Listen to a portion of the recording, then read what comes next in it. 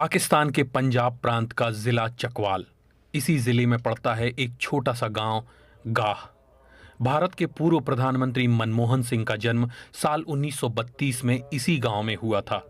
साल 1947 यानी अब से 77 साल पहले मनमोहन सिंह और उनका परिवार इस जगह को छोड़कर भारत के अमृतसर चला गया, लेकिन उनकी यादें और उनकी निशानियां आज भी इस गांव में मौजूद हैं।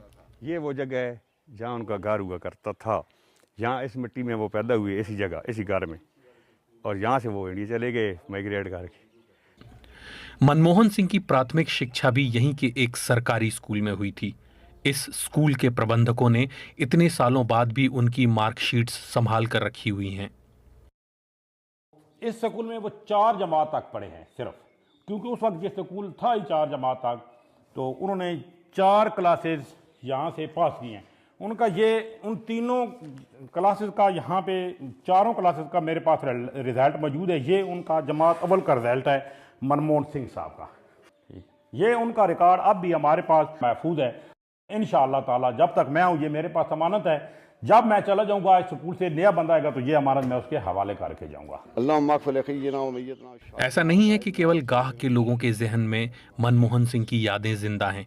मनमोहन सिंह खुद भी अपने जन्मस्थल को नहीं भूले थे। जब तक वो रहे, गाह भी उनकी यादों में बना रहा।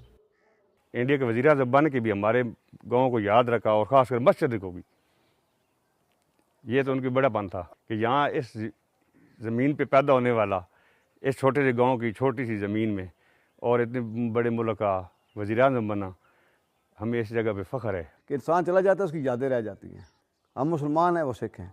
सबसे पहले जो उनकी बात मुझे याद है कि उन्होंने एक मैसेज भेजा था कि मेरे घर के साथ एक जामा मस्जिद है, वहाँ पे नमाजी नमाज़ पढ़ते थे। मुसलमानों की बात कर रहा हूँ, अल्लाह पाक को, और वो आज नहीं है, लेकिन उनकी बात हमें इसलिए याद है कि अच्छी बातें हमेशा याद रखी जाती हैं। उन्होंने कहा कि वहाँ पे लोग नमाज़ पढ़ते हैं और पानी ठंडा होता है, वहाँ पे मैं गीज़र लगवाना चाहता हूँ। तो हमने उनको कहा जी हमारी वहाँ पे 3 मस्जिदें हैं। तो उन्होंने 3 मस्जिदों के लिए इंडिया से वो गीज़र सिस्टम भेजे हैं, जो आज भी हमारी मस्जिदों में लगे हुए हैं।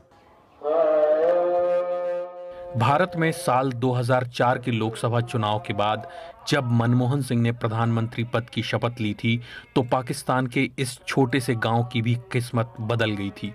यहां विकास के कई काम हुए, जिसका श्रेय यहां के लोग मनमोहन सिंह को ही देते हैं। तो उनकी वजह से हमारे गांव में जो काम भी काफ़ी हुए हैं। बच्चियों का हाई स्कूल बना, बच्चों का हाई स्कूल बना, BHU की इमारत बनी, वेटनरी का अस्पताल बना, और तकरीबन बलकसर से लेकर गाह तक डबल रोड बनी।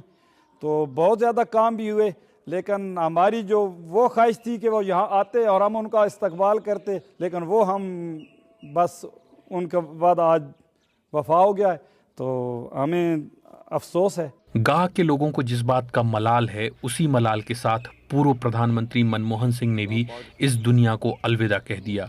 उनकी दिली इच्छा थी कि वो कभी अपने गांव जाएं, अपने स्कूल का दौरा करें, वहां के पेड़ दोबारा देखें, लेकिन 10 साल तक प्रधानमंत्री रहने के बावजूद वो कभी पाकिस्तान नहीं जा सके।